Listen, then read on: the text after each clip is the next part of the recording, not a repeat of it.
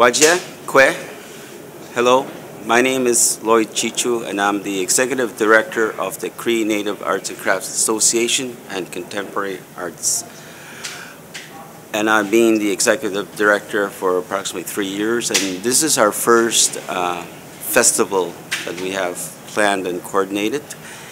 And it took some effort to pull all the areas together because we had so many areas to coordinate. For instance, we have multi-arts programs we're currently developing, and the first one is the arts and crafts, the authentic Cree crafts representing the authentic Cree cultural identity. Then we promote contemporary crafts, and then to the other areas like souvenirs and whatnot. So we're in development in that area. And also for music, the Cree Nation, there's becoming a higher demand to get support in music. Especially the Cree youth are so involved in so multimedia areas. So we're looking at that and trying to react to this opportunity. So we've developed the contemporary arts program. So and also for writing and language, we are currently developing and searching out youth, especially youth. Again, we'd like to focus on youth as much as we can to encourage them to go into disciplinary arts, going to higher learning, and maintaining their authentic Cree cultural identity. So we've partnered with a few entities to reconnect or connect a strong connection to the cultural identity, such as the Cree Chapters Association, the Regional Elders Council, and also the Anstiogum, which is the Cree Cultural Institute, and also COA, the tourism of the Cree Nation. So we try to maintain this mosaic and where each fits the part. And throughout this, in this first festival is mainly to promote CNACA's endeavors and missions and with the partners. And the new partnership that's been developed and we're starting to work on it is the social economy partnership with the CRA and the cultural partners. And like CODA and CTA and Anstiogum, we sit there and we will be discussing areas where our action plans overlap. So there seems to be an overlap of objectives. So we're trying to avoid that, and where everything fits proper. And now that we are starting to develop more into promotions and PR of the arts, so there is a whole a bigger playing field for us. So this festival is about promoting the culture, the arts, and our partners to the funders. For instance, like the Canada Arts Council representation was here. The Ministry of Cultural Affairs of Quebec was here, and also CALC is the arts funder for Quebec, and also SODEC. SODEC is the funder for the business end of the arts and marketing and financing recordings and promotions. So we had a few funders here, and so we tried as best to promote each other's parts to this occasion. And also, since we've had artisans of carvers and sewers and painters and other forms of arts, as well, like the visual arts. We had video promotions that we're starting to get into film, and also the workshop areas that we've developed was instrumental in the traditional art forms workshops and contemporary art form workshops. So we had demonstration workshops of making tamaracks, the carving essentials, sewing. And in the contemporary arts, we have an Aboriginal person from Toronto that owns a record company, the Gunner Records, and the owner is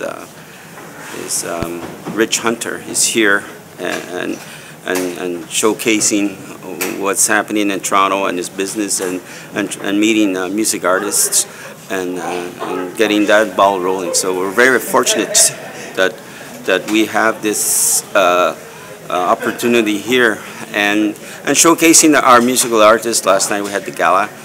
It was very, very, very successful, and the results of these partners and funders were very amazed in the quality of the arts and the performances that were done. So in that case, we want to further this area, and where we fit, that I feel where CNACA best fits is in PR and promotions of the artists, not necessarily maybe training them how to prepare raw materials or so forth, or training how to sew, how to carve, not necessarily in that realm. What I see CNACA is more of the prestigious and high-end quality of where the product will be and the artist. So to me, CNACA focusing on developing the artist and also the development of the product in all fields of the arts. So with that in mind, I see that CNACA has to further itself outward instead of inward into the communities and promote high-end elite artists of various types to the world. So that's my end game with this ideal, and it's our first festival here in Val-d'Or of this sort. Of course, we've been asked how come it's not done in the communities. So again, that's a notion that we have to realize. But then again, in our part, we do feel that we must promote outward with the top end products and artists. And our next festival we hope to have is in Old Port, Montreal. We have partners down there. There's space that we're looking at, and make it bigger and better. And it's going to be well planned. And from last night, there are new partners who want to play the part, that they see the potential. They see how hard we work with very few resources. So in the future now we're starting to, we actually got the PR vehicle going, that we don't necessarily have to be